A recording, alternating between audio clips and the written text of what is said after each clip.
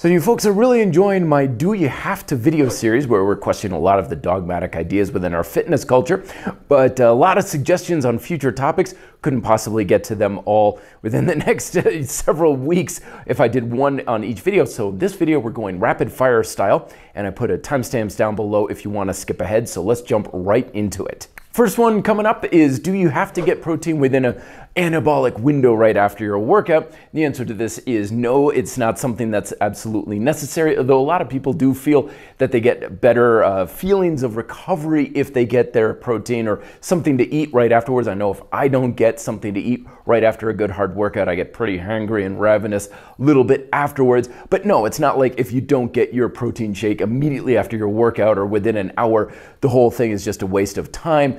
There is that anabolic window, but it's more like a barn door than a window. As long as you're getting something to eat, probably within the next 24 hours, you're gonna be good. Next up is, do you have to track your calories and macros? And for this one, no, but it can be very helpful, especially if you feel like you're getting frustrated with results and you're like, am I eating enough or am I getting enough? Tracking from time to time can be a good way to just check in. Make sure that your macros or your calorie counts are roughly in the ballpark you think they are in, because it's very easy to fool ourselves and to think we're eating more or less than we actually are. So just doing that from time to time is a good way to check in, but no, it's not absolutely necessary. Next one coming up is, do you have to have abs to be fit or improve performance? And this is one of those correlation versus causation sorts of things. Typically people are like, oh, I've got abs, which means you're typically like, well, you're lean or you've got strong abs, or maybe that you can perform well if you just have a strong core and stuff. But the aesthetic qualities of the body and the performance and health of the body, not always intrinsically linked. It's certainly possible to be a high-performing athlete and still have a little jiggle in the middle. Of course, genetics play a strong role in how your body looks, especially around the midsection.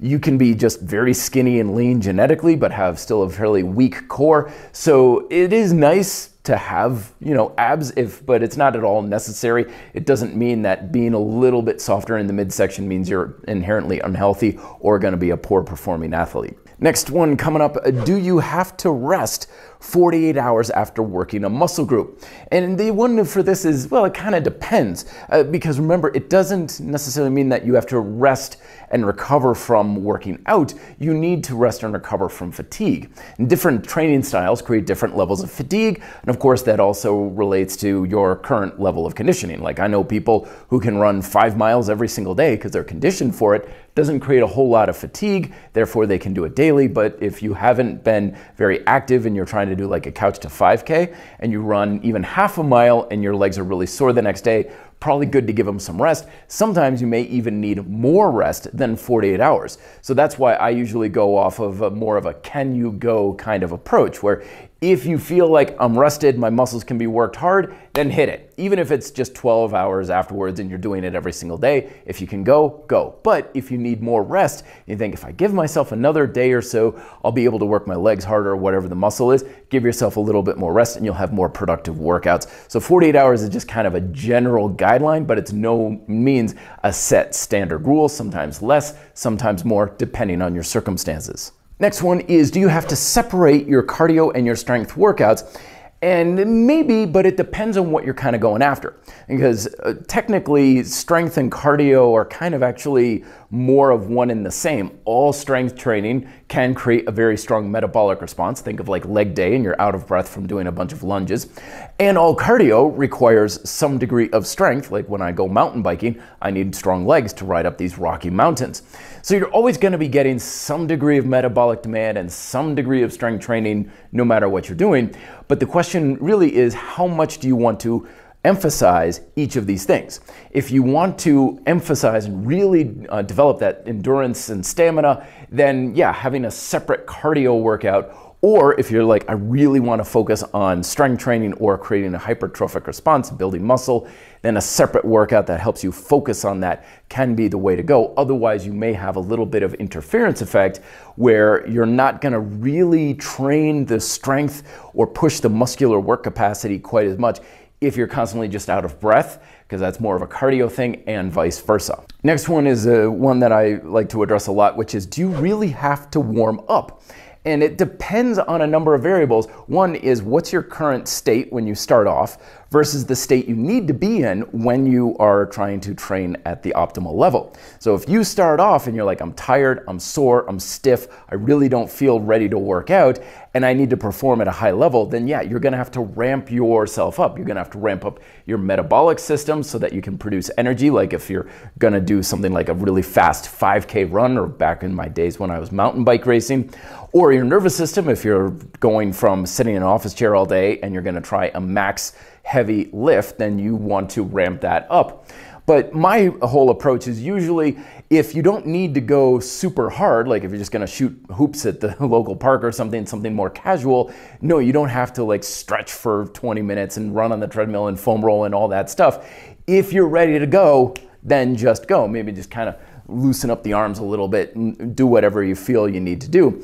And my approach has always been, well, try not to be in that position where you're in a downgraded state as much as possible. In other words, be action ready. So a lot of my approaches in like micro workouts and stuff are if you can do little daily habits that bring you more action ready. So you're looser, you're ready to go, you don't have those aches and pains, you're fairly loose and limber out of the gate, then one, that means if you want to do things that don't require a super high level of performance, you don't need much of a warm up. And for those things that do, you're gonna be able to get into that state a lot faster and easier. Plus your average everyday state is gonna be a hell of a lot healthier and more robust to begin with.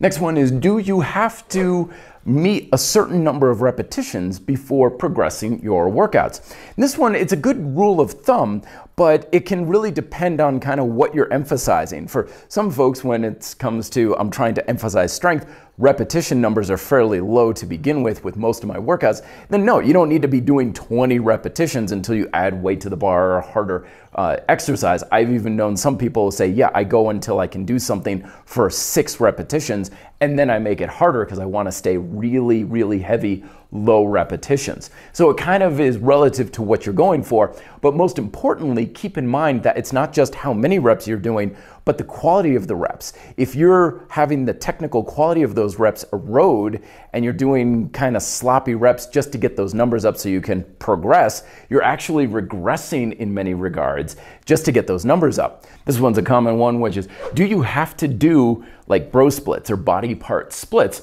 And for this one, it's a lot more subjective on personal preference. At the end of the day, muscles are kind of like nails. You just gotta hit them. You just gotta hit them hard and progressively harder over time. Some people find it's easier to do that with split training, where it's like, okay, I'm gonna focus on legs or my pull chain. I'm just gonna nail the hell out of them. Other people, they feel that they're more consistent and able to do that with more full body training or a smaller split. So instead of individual muscle groups, it's like a push-pull split or upper-lower split. It really isn't that important what you're doing, but just look at the way you perform best. Are you hitting your muscles better and more consistently with split training, or are you hitting them better and more consistently with full body or a shorter split? That's the way you should go to basically keep that compass needle going towards what can I do to just make sure I'm hitting my muscles hard on a consistent basis. This one's a really good one, is do I have to increase resistance in order to build muscle? And on the surface, this seems pretty obvious. It's like, well, yeah, we want to progressively work our muscles over time to make them get bigger and stronger. No progression, no results. However, they're asking specifically about resistance. So we've got 3 variables. We've got resistance, we've got the weight that you're lifting, and then you have muscle tension. So these are 3 very separate things, but they're heavily correlated. So let's say you're lifting a 20-pound dumbbell. Okay, that's the weight. But the resistance on your hand is also influenced not just by the weight itself, but by your technique. So depending on whether or not you're compensating with body movement, where your arm is, the use of leverage, all these other sorts of things, you can create different levels of resistance with the same weight. And fundamentally, what we really want to be doing is creating progressive muscle tension.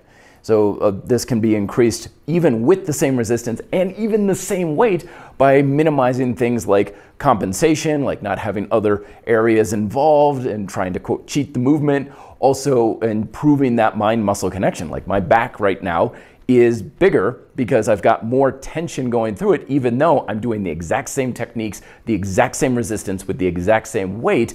It's just I've gotten better at contracting the muscle, so there's a progressive amount of muscle tension. So do you need to add resistance? No, but it is a tool in the toolbox, and you're probably going to make good use of it and not stay at the same resistance for all eternity. But remember that you can increase resistance and compensate and not necessarily have more tension in the muscle, because that's the ultimate goal, is progression of tension, not necessarily progression of resistance, and not necessarily progression of actual weight. Got a cardio one here. Do you have to progress cardio duration and or intensity to keep seeing results? Well, it depends on what results you're going after, but fundamentally cardio is just like strength training. You've got intensity and duration. Those are your two variables, and you can progress them by adding resistance, going up hills, going faster, trying to run faster, cranking up the resistance on that elliptical, whatever, and then of course the amount of it that you're doing. But don't get stuck with these two variables, because you can't endlessly scale just hard work. There's gonna come a time where you just can't go harder and you just can't go longer. So you wanna also have the mindset of proficiency. How well can you run, improving your technique, improving your cycling, improving other things like recovery and stuff, some of those more subjective factors of your cardio to keep improving and progressing. Because if these are the only two variables you have at your disposal, you're gonna run against those limitations sooner or later. And most importantly, don't forget that you can only have so much of that influence on your calorie burn through cardio with these two variables. Harder burns more calories, longer burns more calories, but eventually you're just gonna get to the point where you just can't burn many more calories through cardiovascular activity. So then you would look at other variables like sleep, quality of your diet, how much you're eating, stress reduction to improve your metabolic function, your metabolism, diet as far as just total calories coming in, the quality of your diet, all these other things. So you want to attack your caloric balance from numerous angles, not just relying on just trying to run longer and harder, because it's a very limited approach and you're going to hit that limit sooner or later. This one's kind of a twofer of do you have to use periodization, and do you have to train at specific rep ranges for specific results? And the answer for this one is no, you technically don't have to, but you probably want to. And the reason for that is because no matter how you're training, if you're training within a very narrow range of parameters, like a narrow rep range or a narrow amount of weight and reps or technique or something, then you have a very narrow window for creating a stimulus. And that's perfectly fine, but it's harder to progress a stimulus when you're in that straight and narrow. Periodization, or using different rep ranges, gives you a broader range of being able to create that progressive stimulus over time of higher weight, lower repetitions, and vice versa, so that you have some mobility, kind of keeps the training a little bit more fresh. And from a periodization standpoint, it helps you block out your training, so you make sure that you're emphasizing various qualities that are important to you. So if you're an athlete, for example, and you need power and explosiveness, as well as strength, as well as endurance, you can have various blocks in the periodization plan to make sure that you're creating enough emphasis to really maximize your ability to develop those qualities. But even if you're not an athlete and you're like, I don't have a lot of qualities I need to address, like with hypertrophy, I just need to make my muscles work hard, it's going to still give you some fresh new vibes to go after from time to time to keep your training from getting stale. And last but not least, do you need a muscle pump, and do you need to be sore afterwards? So again, a twofer here. So one, with the muscle soreness, the best way that I've ever heard phrased with this is you get sore from exposing your body to a novel stimulus. In other words, something in your body is like, oh, this is new, we haven't experienced this in a while. But you get results by getting an effective stimulus. In other words, when you're working out and you're like, hey body, I need you to be able to do this thing in a better way than you did before. It's like, okay, I need to adapt in order to accommodate these progressive demands. Now, oftentimes, yes, they do get linked together, but just because you don't have soreness doesn't necessarily mean you didn't create that progressive demand. And just because you're sore doesn't mean that demand was there. You could take a couple weeks off, come back after a vacation, hit a hard workout, and be sore because it's relatively new, but you haven't actually told your body to do anything above and beyond what it was already doing. So there's nothing actually telling it to actually change. So we want to make sure we're focusing on a progressive stimulus rather than just a new novel stimulus and trying to go after soreness.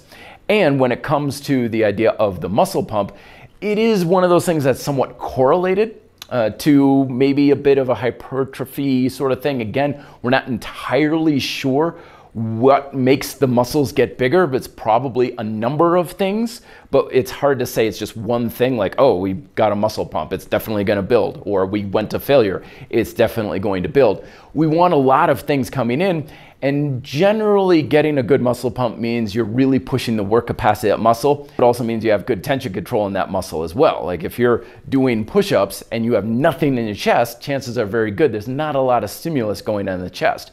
Is it necessary? No, you don't have to have it. You can work out with push-ups or dips or whatever for quite a while, build up a big chest, never get sore, never get much of a pump, but it's usually the exception rather than the case. So it is good to at least some degree to go after that pump. It's a very satisfying thing. And if you get sore every once in a while, good for you. All right, so I glanced over a lot of those things real quick. If you want me to go further in depth on any of these or something wasn't clear, questions down below in the comments, as well as topics for future episodes of Do You Have To are always welcome as well. Thank you very much for watching. Be fit and live free.